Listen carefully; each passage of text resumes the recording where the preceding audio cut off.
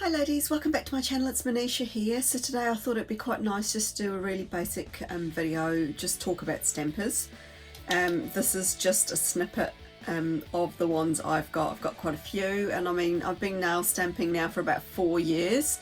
I often do videos where I'm stamping. I'd say majority of my videos I'm doing nail stamping, and I just forget sometimes that people are just new to it and they haven't done it before, and I might make it look really effortless, but I mean a lot of it does take practice. And I know in the start, when I did start off, it did take a few goes to kind of get a feel for how nail stamping works, and a lot of it's trial and error too along the way, just to know what sort of stampers work best with what sorts of images. So I thought I'd do a series of videos basically just going back to basics on nail stamping and stamping plates and things like that. Any tips and techniques I've learnt along the way, I thought it'd be quite nice just to share them with you. But I thought I'd just pull out a collection of different stampers that I've got. Many of them I just don't use anymore, they're just in the drawer with all the other stampers, but it's nice just to have them all here on hand, because there might be some that you guys have that you use, or you're interested in getting, or you've been looking at some, and I just wanted to go over the different types and how they've kind of evolved over time. So when I first started stamping, which is probably about 4 years ago, I think now, there wasn't really a lot around. This grouping here was not available at all. So these are clear stampers. They've been like the latest addition in the stamping family. The stampers I used to be able to get were really hard ones. So this is a Conad one, which I don't even know if it's available. I bought it as part of a stamping kit because there's not really anything available in New Zealand. Anything I buy, I do have to buy online.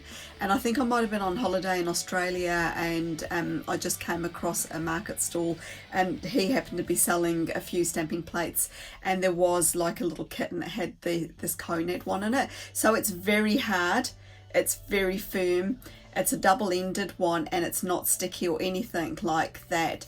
Now, I mean, these are probably the hardest stampers to use, and they have obviously evolved over time because they are tricky to get the hang of. But the good thing about the harder ones is you don't get a distorted image, and you seem to get a crisper image too with it if you can master it. But this is one that has kind of been popped away in the drawer, and I never go back to it because there's a lot of other ones that I do prefer using now.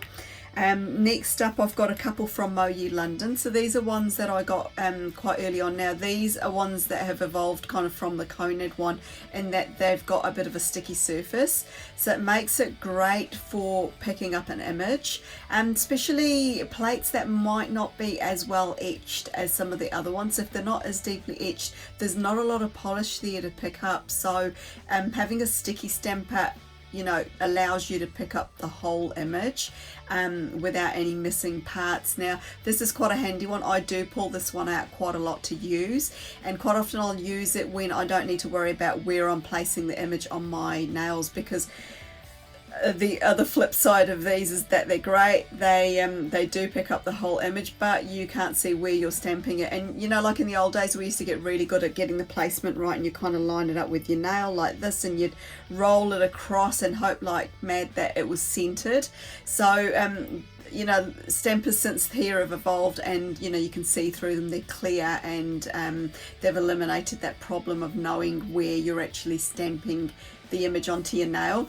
But this is one I will still keep going back to time and time again. Only downside is it's got a bit of a funny handle, and I do find sometimes it kind of just pops out of my hands, so that's just a disadvantage with that one, but I do still like that one to use. And I'm going to go over cleaning stampers in a minute anyway, but I thought I'd just show you a little bit more of close-up of this one. So this is a double-ended one, bigger images, smaller images, that's the only difference between the two. They are sort of fairly firm, but there is a bit of give there as well, not as firm as that Conad one there, thank goodness. Next up, I've got a couple of Ubersheet ones, not Ubersheet, Creative Shop ones, and I just had a look on the website because I thought better just make sure you can still get some of these. Unfortunately, these ones aren't available, but they are very similar to these ones here, but just have a massive surface area. Nice to have a light and a dark, obviously light for darker stamping polishes and the darker one for lighter stamping polishes. And they did used to come in these handy little cases, which are great because these sorts of things seem to find any lint and dust that's hanging around, and it just seems to stick to them. But they're still great stampers. If you can find something similar to this, it's nice to have them in your collection.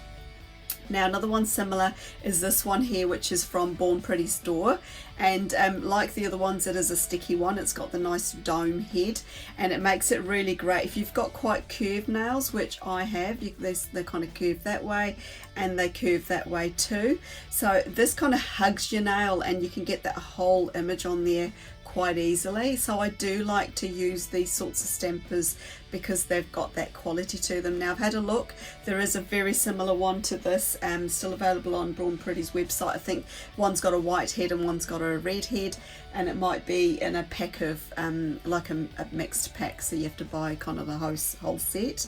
So that's that one there, so you can still get that one. And then next we'll move on to this little grouping here, which is your clear stampers. So this is kind of like the new kids on the block. These have, I mean, they've been around for a little while now, but this is what we used to work with, and then this is what we've got now, but you can obviously still get some of these. These two are still on the Mow Your London website, just had a look, so that's great, you can still get them. So these ones here, just different company ones, and I thought I'd just bring them out just to show you the difference. So first up we've got Beauty Big Bang. Nice big area there. You know, if you've got longer nails, see my nails are quite sort of medium to short, but if you've got longer nails you're still going to get the whole thing. Great thing is you see through these and you can see exactly where you're stamping, so that's the great thing about this. It's got a very nice sturdy metal barrel, which is isopropyl alcohol proof, polish proof, and I mean I've put acetone on here and it's been fine. And these do come in lots of different colours. Sorry, I'll just rummage around. See, there's different colours there available, so I do like these. They feel nice in the hand, they're nicely weighted and they don't slip out of your hand, so they're very well designed. So that's that one with a metal holder. Then I've got a few here that have got clear plastic holders. Now the advantage of these ones is you just take this fancy bit off the end, then you can actually see into it. The advantage is it lets more light in, so it makes it easier to see as well as the metal ones, but just kind of slightly more, if that makes sense. I do like the fact that it hasn't got a really long barrel on it, and I have got one with a longer barrel. I'm going to show you in a second the difference. With these you can see exactly where you're stamping and you can see the nail quite clearly. There doesn't seem to be any distortion with the stamper going onto your nail. Same with this one, and I do like they've got protective heads on them, cases on them too, which is great because these will find dust as well. Then you've got this one here. This one's a Nicole Diary. Disadvantage with these ones, you cannot put any acetone or polish remover on them because it makes them cloudy, and I know that from experience because I've done it myself. Now this Nicole Diary one does come with an extra stamper head, so you've got sort of the advantage of having one of this type. I find this isn't as sticky, and to me it actually doesn't work as well. So, you know, I don't even use this, it's just kind of there for show really, but it's quite nice because it caps the end of the stamper and it stops dust from getting inside. And this one, like the other one, has got a big surface area. I don't like the fact that quite often the heads seem to fall inside, and I find that happens a lot with the Moira one, unfortunately, but it is one of my favourite stampers that I seem to use quite a lot. So when I was talking about tunnel vision, I've got this one from Moira, which I love because it's so cute and it's got tiny little ends, which is great if you're picking up like a single image and you don't want to spend heaps of time cleaning unnecessary bits off the stamp head. But I'll show you. To use it, you just take off the end that you're not using. But when you go to stamp it, it is actually really hard to, for me, because of the depth perception. I find it really tricky, and I mean other people might not, but for me I do find it a bit tricky, and it kind of takes me a few more extra moments to get that image onto the nail. So just bear that in mind, that you can have a bit of that sort of perception or depth or tunnel vision thing happening with these sorts of stampers. I mean the other day I did use this little one, the bigger one here, and I mean it's actually harder doing it this way because the hole's even smaller at the other end. So what I did was I had this, and you can do this with any of these, and I used to do it quite a lot in the old days, is to actually find something that's that shape and the right size. So you can do it with washi tape and things like that, and it's actually to put your stamper head actually into there. So what I did was I just popped it into there, and then I used it, and look, it eliminates that feeling that something's really like far away, like you do with this one here. It's really hard to see into there, whereas this is amazing, and it does the same job. So it is trickier to hold. This is just a magnetic ring thing that I found on AliExpress like ages ago, and I was going to use it with my magnetic polishes, but I just didn't find it very good because I've got loads of other magnets. But anyway, that's what I've used with that stamper head. This one I haven't found anything yet to use it with, but if I do I'll let you know. But this is capped at both ends, and so that's quite good because it keeps it nice and clean as well. Another one that I've got is this one here from Maniology. It's like a kind of, I think they call it cube or ice cube or something, even though it's a square shape.